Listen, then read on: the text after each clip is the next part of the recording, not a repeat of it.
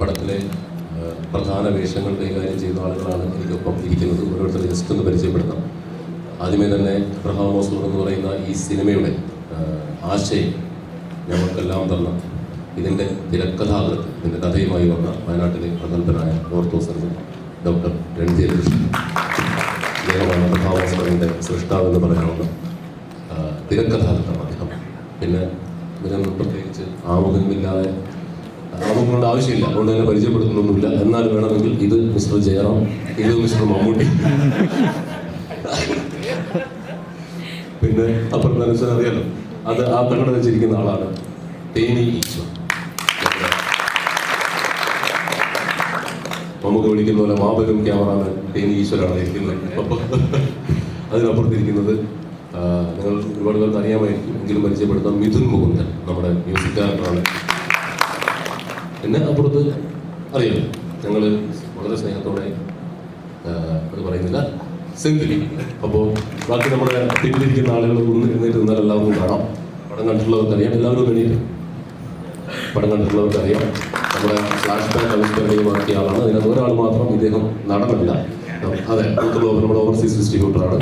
പിന്നെ ആര്യ സിനിമ എല്ലാവരും അറിയാം. ഇനി ഇവരെയൊക്കെ നിങ്ങൾ വിശദമായിട്ട് നിങ്ങൾക്കൊക്കെ ഇന്റർവ്യൂ എടുക്കാവുന്നതാണ്. അപ്പോൾ സിനിമ ഞങ്ങളുടെയൊക്കെ പ്രതീക്ഷകൾക്ക് അപ്പുറത്തേക്ക് ഒരു വലിയ വിജയമാക്കി തന്ന എല്ലാ പ്രേക്ഷകർക്കും നന്ദി പറയുന്നു. ഇന്നും നാളെയും എല്ലാം ഹെവി ബുക്കിംഗ് ആണ്. അപ്പോൾ അതിനൊരു സന്തോഷം പങ്കുവയ്ക്കുന്നു.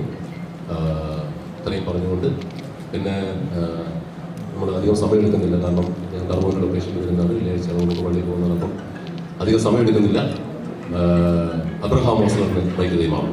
ഒരുപാട് സന്തോഷം എങ്ങനെ പറഞ്ഞറിയിക്കണം, അത് എത്രത്തോളമാണെന്ന് പറയാൻ പറ്റില്ല. അതിനൊക്കെ മുകളിലാണ്. കാരണം ഇത്രയും കഴിഞ്ഞ കുറേ വർഷത്തെ സിനിമാ ജീവിതത്തിൽ വളരെ ഒരു ഗ്യാപ്പിന് ശേഷമാണ് ഒരു മലയാള സിനിമ ഞാൻ ചെയ്യുന്നത്. ഇതിൻ്റെ തുടക്കത്തിൽ തന്നെ, ഇതിൻ്റെ പേര് അനൗൺസ് ചെയ്തപ്പോൾ തന്നെ വലിയൊരു ഫീഡ്ബാക്കാണ് കിട്ടിയത് മലയാളി പ്രേക്ഷകരിൽ. തിരിച്ച് എൻ്റെ ഒരു ഫസ്റ്റ് ലുക്ക് പോസ്റ്റർ ഇറങ്ങിയപ്പോൾ അതിനും വളരെ നല്ല ഇതാണ് കിട്ടിയത്. അങ്ങനെ ഈ സിനിമയുടെ പല ഘട്ടങ്ങളിലും ഓരോ പോസ്റ്ററുകൾ റിലീസ് ചെയ്യുമ്പോഴും എല്ലാം, ട്രെയിലർ റിലീസ് ചെയ്യുന്ന സമയത്ത് വരെ ഇതിന് കിട്ടിയ ഫീഡ്ബാക്ക്, ലോകത്തിൻ്റെ പല ഭാഗത്തുള്ള മലയാളികൾ ഇത്രയേറെ എന്നെ വിളിച്ച് അവരുടെ സന്തോഷവും ഇതൊന്നും അറിയിച്ചിട്ടും ഷെയർ ചെയ്തിട്ടുള്ള മറ്റൊരു സിനിമകളും സമീപത്തിലേക്ക് ഉണ്ടായിട്ടില്ല. അതിനുശേഷം ആളുകൾക്ക് സംശയമായി, ഇതിനകത്ത് മറ്റൊരു മുഖം കൂടി ഉണ്ടോ, അദ്ദേഹം ഉണ്ടോ എന്ന് എൻ്റെ അടുത്ത് പലരും ചോദിച്ചു തുടങ്ങി. അപ്പം ഞാനത് ഇന്നൊക്കെ ഒഴിഞ്ഞൊഴിഞ്ഞ് മാറുകയായിരുന്നു. കാരണം എവിടെയാണത് വരുന്നത്, എന്താണെന്നുള്ളത് പ്രേക്ഷകർ തിയേറ്ററിൽ തന്നെ കണ്ട് മനസ്സിലാക്കുന്നതാണ്. ഞാൻ പറഞ്ഞ ഒറ്റ കാര്യമുള്ളൂ, അതെന്തായാലും അവിടെ വെടിക്കും തിയേറ്ററിനകത്ത്. ഒരു പൊട്ടല് ആ വിട്ടുപോട്ടത് പോലെ, അത്രമാത്രം ഞാൻ പറഞ്ഞുള്ളൂ. അത് തന്നെ തിയേറ്ററിൽ സംഭവിക്കുകയും ചെയ്തു. മാത്രമല്ല, കേരളത്തിൽ അങ്ങോട്ടും ഇങ്ങോട്ടുമുള്ള എല്ലാ സെൻറ്റേഴ്സിലും ഇന്നലെ രാത്രി തന്നെ എക്സ്ട്രാ ഷോസ് 150 പരം സ്ക്രീൻ എക്സ്ട്രാ വരിക, അതിനേക്കാൾ കൂടുതൽ ഇന്ന് വരുന്നു. കേരളത്തിന് പുറത്തായാലും ഇപ്പോൾ ബാംഗ്ലൂർ, ചെന്നൈ, എല്ലാ സ്റ്റേഷൻസും ഹൗസ്ഫുള്ളായി മാറുക. ഒരേപോലെ തന്നെ സാധാരണ സിനിമയ്ക്ക് രണ്ട് അഭിപ്രായം എപ്പോഴും പറയാം. ഒപ്പീനിയൻ ഉണ്ട്, പക്ഷെ കളക്ഷൻ ഇല്ല, അല്ലെങ്കിൽ കളക്ഷൻ ഉണ്ട്, ഒപ്പീനിയനാണ് കയറുന്നില്ല. അങ്ങനെ പല തരത്തിലുള്ള പറയും. ഇതെല്ലാം കൊണ്ടും, ഒപ്പീനിയനും കളക്ഷനും എല്ലാം കൊണ്ടും ഒരേപോലെ ഒരു സിനിമ കിട്ടുക എന്ന് പറയുന്നത് വളരെ ഭാഗ്യമാണ് എന്നെ സംബന്ധിച്ചിടത്തോളം. പിന്നെ പ്രത്യേകിച്ച് ഞാൻ പറയേണ്ടതില്ല, എനിക്ക് വേണ്ടി മാത്രം വന്ന് ഈ കഥാപാത്രം ചെയ്തത് നമുക്ക് താങ്ക് യു. പിന്നെ ഇതിനകത്ത് അഭിനയിച്ച ബാക്കി എല്ലാ ആർട്ടിസ്റ്റും എല്ലാവരും ഉണ്ട്. പ്രത്യേകിച്ച് ഇവിടെ ഞാൻ നന്ദി പറയുന്നത് തേനി ഈശ്വർ സാറിനോടാണ്. അത്ര മനോഹരമായിട്ട് ഓരോ ഫ്രെയിമും നിങ്ങളെ ഇത്ര സുന്ദരമായി കാണിച്ചു തന്നതിന്. കഥയിൽ തന്നെ പ്രസൻറ്റും 1983 ഇവരുടെ ഫ്ലാഷ് ബാക്ക് വരുമ്പോൾ മറ്റൊരു തരത്തിലും എല്ലാം ചെയ്ത് ഈ സിനിമ ഇത്ര മനോഹരമാക്കി തന്ന അയ്യാ உங்களுக்கு ரொம்ப ரொம்ப വണക്കത്തെ തെളിയിച്ചു കൊള്ളുക. പിന്നെ ഇതിൻ്റെ റൈറ്റർ കൃഷ്ണ സാർ, പ്രത്യേകിച്ച് ഇവിടെ പറയേണ്ടത് നമ്മുടെ മുകുന്ദൻ മ്യൂസിക് ഡയറക്ടർ, തകർത്തിരിക്കുകയാണ്. ബാക്കി എല്ലാവരോടും ഒരുപാട് സന്തോഷം. പ്രത്യേകിച്ച് എൻ്റെ മലയാളി പ്രേക്ഷകരോടാണ് നന്ദി പറയേണ്ടത്. ഇങ്ങനെ ഈ സിനിമ ഇത്രത്തോളം അവരവിടെ സ്വീകരിച്ചതിനുള്ള ഒരു നന്ദി കൂടി പറയാൻ വേണ്ടിയിട്ടാണ് ഇന്നത്തെ press meet. Thank you so much. അടുത്തത് ബാറ്റൺ കൈമാറുന്നു നമ്മുടെ പ്രിയപ്പെട്ട നമുക്ക് സംസാരിക്കും.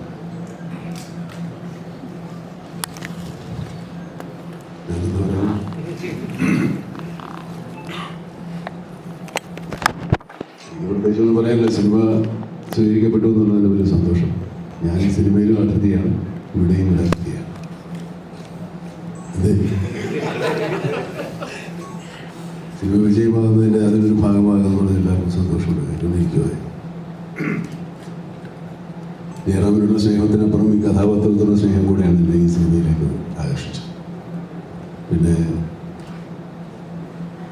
കഥാപാത്രം സിനിമയിൽ കുറച്ച് സമയമുണ്ടെങ്കിലും പ്രധാനപ്പെട്ട ഒരു കഥാപാത്രം തന്നെയാണ്. അതുകൊണ്ട് സ്വാഭാവികമായിട്ടും അത് ആരെന്നുള്ളൊരു പ്രേക്ഷകന് സിനിമ കാണുന്നത് മുതൽ ഉണ്ടാവും. ഇവന് അതിൻ്റെ സസ്പെൻസ് ഒരു പരിധി വരെയൊക്കെ സൂക്ഷിച്ച് കുറേ കാലം ജയറാമിൻ്റെ കയ്യിൽ തന്നെ പോയി ഒരു പ്രാവശ്യം. പക്ഷേ പ്രേക്ഷകർക്ക് ഒരു നിങ്ങൾക്ക് എല്ലാവർക്കും ഒരു 80% പേർക്കും ഉറപ്പുണ്ടായിരുന്നു. പക്ഷേ എന്ത് കഥാപാത്രമാണെന്നതിനെ പറ്റി മാത്രമേ വലിയ ഒരു ഉറപ്പില്ലാത്തതുള്ളൂ. ഏതായാലും അതിൻ്റെ ഒരു ഉദ്ദേശിച്ച എല്ലാ ഫലങ്ങളും സിനിമയ്ക്കുണ്ടായി എന്നുള്ള അറിയുന്നതിനുള്ള സന്തോഷം. സാധാരണ നമ്മുടെ സിനിമയ്ക്ക് മുമ്പാണ് ഇങ്ങനെയുള്ള വീരവാദങ്ങൾ മുഴക്കുന്നത്. ഇപ്പോൾ ഈ സിനിമയ്ക്ക് ഇതിൻ്റെ സത്യങ്ങൾ മാത്രം പറഞ്ഞാൽ മതിയാവുമെന്ന് തോന്നുന്നു. ഞാൻ ഒരുപാട് പറയുന്നില്ല. ഈ പുറകിലിരിക്കുന്ന കുട്ടികളാണ് ഈ സിനിമയുടെ ഒരു വലിയ ഭാഗം.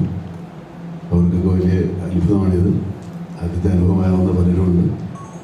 സിനിമയിൽ നിന്ന് സ്വപ്നം കണ്ട് അത് യാഥാർത്ഥ്യമാക്കിയതിന് സന്തോഷമുള്ളൊരു മുഖത്തുണ്ട്. നാളെയുടെ വാഗ്ദാനങ്ങളാണ്, ഭാവി സിനിമ അവരുടെ കയ്യിലാണ്. അവർക്ക് നിങ്ങൾ വേണ്ട പ്രോത്സാഹനം കൊടുക്കണം, നിങ്ങളെയൊക്കെ വളർത്തിയതുപോലെ. ഏതായാലും ഈ സിനിമയിലെ കഥാപാത്രത്തെ അനശ്വരമാക്കിയ അനശ്വരരാജൻ.